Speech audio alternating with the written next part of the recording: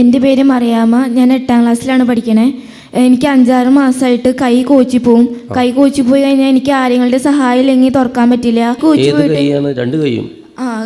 ആദ്യം ലെഫ്റ്റ് കൈ കോച്ചി പോയി കഴിഞ്ഞിട്ട് ആരെങ്കിലും സഹായം കൊണ്ട് തുറന്നിട്ട് ആ കൈ മരയപ്പ് കയറി തലയിലേക്ക് എത്തും മരയപ്പ്. എന്നിട്ട് അപ്പുറത്ത് കൈയും പെട്ടെന്ന് കോച്ചിപ്പോവും. എന്നിട്ട് അതും എനിക്ക് ആരെങ്കിലും സഹായം ഇല്ലെങ്കിൽ തുറക്കാൻ പറ്റില്ല.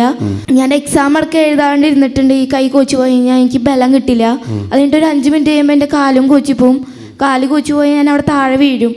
അപ്പോൾ MRI സ്കാൻ, ബ്രെയിനിൻ്റെ EG അതൊക്കെ എടുത്തു. പക്ഷെ അതൊക്കെ നോർമലാണ്. പക്ഷെ എനിക്കിത് മാറണ്ടായില്ല.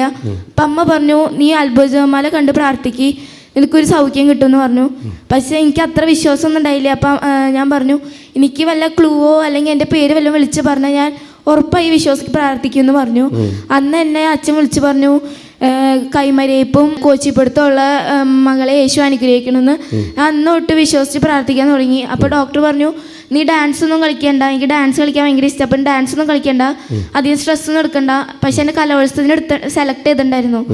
അപ്പോൾ ഞാൻ അത്ഭുത ജപമാലയിൽ പ്രാർത്ഥിച്ച് പോവാന്ന് വിചാരിച്ചു. എനിക്ക് കലോത്സവത്തിന് ഞാൻ കാരണം മാത്രം ഗ്രൂപ്പ് ഡാൻസ് ആയിരുന്നു.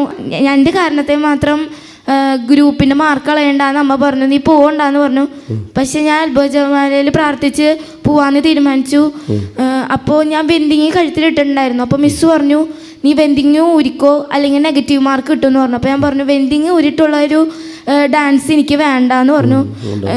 എനിക്ക് എന്നിട്ട് കലോത്സവത്തിൻ്റെ സമയത്ത് കോച്ചിപ്പിടുത്തം വന്നു ഒരു 5 മിനിറ്റ് കഴിഞ്ഞിട്ട്. പക്ഷെ 5 മിനിറ്റ് ബാക്കി 10 മിനിറ്റ് ഡാൻസാണ്.